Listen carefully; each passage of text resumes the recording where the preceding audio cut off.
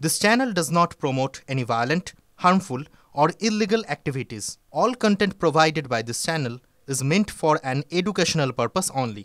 Top quality और consistent performance के लिए सिर्फ सिल्वर पंप नाम याद रखना। দেখুন, আমি এটা আগেও বলেছি, এখনও বলছি, এটা কুণাল পাঠিয়েছে। এটা তৃণমূল কংগ্রেসের দলীয় কর্মসূচি। আরে মন্দিরই তো এখন রাজনীতি। মন্দির মসজিদ নিয়েই তো ভারতবর্ষের বৃহৎ ঐক্যকে নষ্ট করা হচ্ছে। জন্ম বীজটাই দুর্নীতির, তার যে সমস্ত ফসল বেরোবে সবটাই দুর্নীতিমূলক। কেউ সরাসরি দুর্নীতি করেছেন, কেউ দুর্নীতি না করে বঞ্চিত হয়েছেন। জন্ম বীজটাই দুর্নীতির, তার যে সমস্ত ফসল বেরোবে সবটাই দুর্নীতিমূলক। জন্ম বীজটাই দুর্নীতির, তার যে সমস্ত ফসল বেরোবে সবটাই দুর্নীতিমূলক। আরে মন্দিরই তো এখন রাজনীতি। মন্দির মসজিদ নিয়েই তো ভারতবর্ষের বৃহৎ ঐক্যকে নষ্ট করা হচ্ছে। দেখুন, প্রথম কথা একটা বলি, এই যোগ্য অযোগ্য ন্যারেটিভটা যারা তৈরি করছেন তারা আসলে কিন্তু দুর্নীতিকে আড়াল করতে চাইছেন। আপনারা লক্ষ্য করবেন যে কলকাতা হাইকোর্ট এবং সুপ্রিম কোর্ট বলেছেন যে গোটা প্রক্রিয়াটাই দুর্নীতিমূলক। একে দুর্নীতিমূলক প্রক্রিয়ার ফলে নিঃসন্দেহে কিছু কিছু মেধা, যারা মেধার ভিত্তিতে নির্বাচিত হতে পারতেন, তারা বঞ্চিত হয়েছেন। সুতরাং দুর্নীতির ফলে বঞ্চিত সকলেই। কেউ সরাসরি দুর্নীতি করেছেন, কেউ দুর্নীতি না করে বঞ্চিত হয়েছেন। এখন এর পরিণতিতে কী হয়, যে সরকারি দপ্তরে এখন যা হবে সবটাই কিন্তু ওই দুর্নীতির ভিত্তিতে হবে। আপনাদের বিস্মিত হওয়ার কিছু নেই। যে সমস্ত লিস্ট তারা পাঠাচ্ছেন বিভিন্ন জায়গায়, সেটাও সব অবধারিতভাবেই দুর্নীতিমূলক লিস্ট। কিন্তু ববিতার আমার মক্কেল ছিল। ববিতার আমরা মামলা করেছিলাম, ওই পরেশ অধিকারীর মেয়ে বাদ হলো, ববিতা চাকরি পেলেন, তখন আমরা তথ্য খুঁটিয়ে দেখলাম যে ববিতারও পাওয়া উচিত না। আমরা আদালতকে বলেছিলাম, ববিতা চলে গেছে, ববিতা স্বেচ্ছায় সেটা ফেরত দিয়ে দিয়েছে। কিন্তু এই সরকারি তথ্যে ববিতার নামও গেছে। এটা জানার পর ববিতা নিজেই বলেছে, আমি কি জয়েন করবো? আমরা বলছি করবে না। আবারও বলি, যার জন্ম বীজটাই দুর্নীতির, তার যে সমস্ত ফসল বেরোবে সবটাই দুর্নীতিমূলক। সেই প্রশ্ন তো উঠবেই। সেটা আইনসম্মত কিনা এ প্রশ্ন আমি এখানে আলোচনা করব না, কিন্তু এটা তো মৌলিক নৈতিকতার প্রশ্ন। এটা সাধারণ প্রত্যেকটা করদাতাকে এ নিয়ে চিন্তা করতে হবে, তাদের বিদ্রোহ করতে হবে। মানুষ তার পরিশ্রমের টাকা থেকে কর দেয়, এক কাপ চা যে খায় সেও পরোক্ষ কর দেয়। সেই করের টাকা দিয়ে সরকার জনকল্যাণমূলক প্রকল্প করবে। যেমন বামফ্রন্ট সরকার চালু করেছিল বিনা পয়সায় শিক্ষা এবং শিক্ষকদের বেতন বৃদ্ধি, জনকল্যাণমূলক কাজ। কিন্তু এখন তো সরকারি টাকায় দেখা যাচ্ছে যে দুর্নীতিকে লালন পালন করার চেষ্টা হচ্ছে। এটা যারা সাধারণ মানুষ তারা ভাবুন, এটা শুধুমাত্র আইনজীবীদের বা সাংবাদিকদের একাংশের কাজ নয়। দেখুন, আমি এটা আগেও বলেছি, এখনও বলছি, এটা কুণাল পাঠিয়েছে। এটা তৃণমূল কংগ্রেসের দলীয় কর্মসূচি।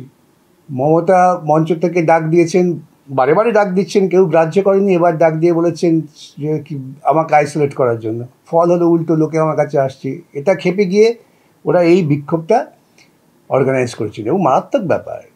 ওরা আগে থেকেই বিচারপতির ছবি ছাপিয়ে নিয়ে এসছেন, আমাদের ছবি ছাপিয়ে নিয়ে এসছেন, নিয়ে এসে বিক্ষোভ করছেন। বিক্ষোভের নামে যা করেছেন। এবং পুলিশ নীরব দর্শক ছিলেন। যতক্ষণ আমি না সেই অকুস্থলে পৌঁছে আমার কর্মী জুনিয়র বন্ধুদের উদ্ধারের জন্য চেষ্টা করেছি, ততক্ষণ পুলিশ নীরব দর্শক ছিলেন। আমি যাওয়ার পর যখন আমি তাদের বার করছি, একটা উত্তেজনা সৃষ্টি হয়েছে। সেই সময় পুলিশ তৎপরতার সঙ্গে কাজ করেছেন। এই তৎপরতা পুলিশের তো উচিত ছিল প্রথম মুহূর্তেই কাজ করেননি। তাদের দোষ নেই, তাদের দোষ দিন একটা, তাদের উপর নির্দেশ ছিল না বলেই তারা বলেছেন।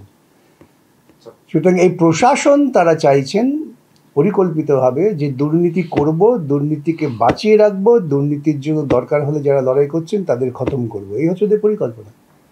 ওরা ওদের কাজ করে যান, আমরা আমাদের কাজ করে যাব। পশ্চিমবঙ্গের শিক্ষা ব্যবস্থা কালীঘাটের আদিগঙ্গায় ডুবিয়ে দেওয়া হয়েছে।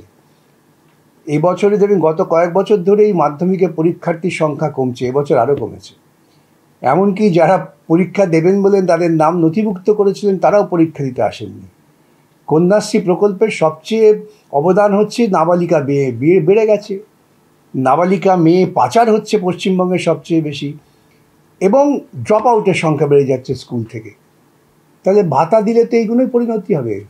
যদি উৎসাহিত করা হতো যে তুমি পরীক্ষায় ভালো করলে পরে তোমাকে আমরা একটা পুরস্কার দেব, যেটা ছেলেবেলা আমরা দেখেছি, ভালো হলে পরে একটা স্কুল থেকে একটা বই দেওয়া হতো পরিষ্কার, সেই রকম তা না করে এই কন্যাশ্রী ভাতা মানে তো সে যাই হোক, এই নিয়ে এখন আলোচনা করব না। মানুষ বুঝুক, মানুষ মর্মে মর্মে বুঝবেন এবং তারা তখন তাদের সিদ্ধান্ত নেবেন। আরে মন্দিরই তো এখন রাজনীতি। মন্দির মসজিদ নিয়েই তো ভারতবর্ষের বৃহৎ ঐক্যকে নষ্ট করা হচ্ছে। পাহেলগাঁওয়ে একটা ঘটনা ঘটেছে, সন্ত্রাসবাদীরা ঘটিয়েছেন এবং বিজেপি তার ন্যারেটিভ নামিয়ে দিল এটা হিন্দু মুসলমান বিরোধিতা। এটা কোনো সভ্য দেশের সভ্য সমাজে এটা হয় নাকি? আমি তো অল পার্টিকে মিটিং বলেছি, আগে নিজের দেশের মানুষের ঐক্যটাকে টিকিয়ে রাখুন। এখানে কেন ভারতবর্ষের মধ্যে আমরা হিন্দু মুসলমান বৌদ্ধ খ্রিস্টান করছি, সেইটাকে বন্ধ করুন। তা না করে তো Adani sponsored, Ambani sponsored media তারা তো নাচানাচি করছেন, তারাই তো দেশের ভেতরে মানুষের বিশৃঙ্খলা তৈরি করছেন। গরিব সাধারণ মানুষ কিন্তু কাশ্মীর ঐক্যবদ্ধ হয়ে লড়াই করছেন। আমি তো বলছি যে কাশ্মীরি মানুষ যে ভূমিকা দেখিয়েছেন, তাদের জীবনযাপন, তাদের শান্তির জন্য তারা এক হয়ে লড়াই করছেন, সেখানে হিন্দু মুসলমান নেই। আমরা হিন্দু মুসলমান করছি কাশ্মীরের বাইরে অন্যান্য প্রান্তে। পর্যটনকে টিকিয়ে রাখাটা প্রাথমিক দায়িত্ব। পর্যটন হচ্ছে কাশ্মীরের অর্থনীতির একটা অন্যতম দিক, এবং পাহেলগাঁয়ে এই যে ঘটনা ঘটেছে সম্পূর্ণরূপে কেন্দ্রীয় সরকারের ব্যর্থতা। আজ পর্যন্ত কেন্দ্রীয় সরকার পুলওয়ামায় কী ঘটনা ঘটেছিল কেন জানালেন না? কার ব্যর্থতা ছিল, কোথায় ব্যর্থতা ছিল, সে সমস্ত খুঁজে না বার করে ঠিক নির্বাচনের আগে এক একটা এরকম ঘটনা ঘটবে আর এরকম মানুষকে তাতিয়ে তোলা হবে, এটা কি কোনো সভ্য প্রশাসনের চিহ্ন নাকি? ভালো তো তদন্ত শুরু করেছেন, সে তদন্তের পরিণতি কী হবে? যখন এইরকম ঘটনা ঘটেছে তখন নির্বাচনী প্রচারে প্রধানমন্ত্রী ব্যস্ত। তিনি দেশের মানুষের বিবেচনা শক্তিকে ব্যবহার করতে চাইছেন সুরসুরি দিয়ে নির্বাচনের জন্য। আর প্রত্যেকটা সময় নির্বাচনের আগে এই ঘটনা ঘটে কেন? পুলওয়ামা ঘটেছিল, তারপর একটা নির্বাচন। আজকে পহেলগাঁয় ঘটানো হলো, তারপরে বিহার এবং পশ্চিমবঙ্গের নির্বাচন। প্রত্যেকটারই তো একটা পরম্পরা আছে না, যোগাযোগ সূত্র আছে, হঠাৎ কিছু ঘটে না। প্রত্যেকেরই উচিত ঐক্যবদ্ধভাবে এসএসসি এবং রাজ্য সরকারের বিরুদ্ধে আন্দোলন করা, কেন এটা পরিকল্পিত দুর্নীতি।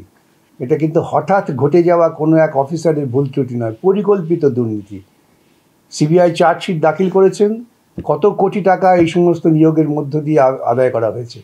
এই সিবিআই তদন্ত বন্ধ করার জন্য রাজ্য সরকার কত কোটি টাকা খরচা করেছেন উকিলদের পেছনে, সব তথ্য আসা উচিত।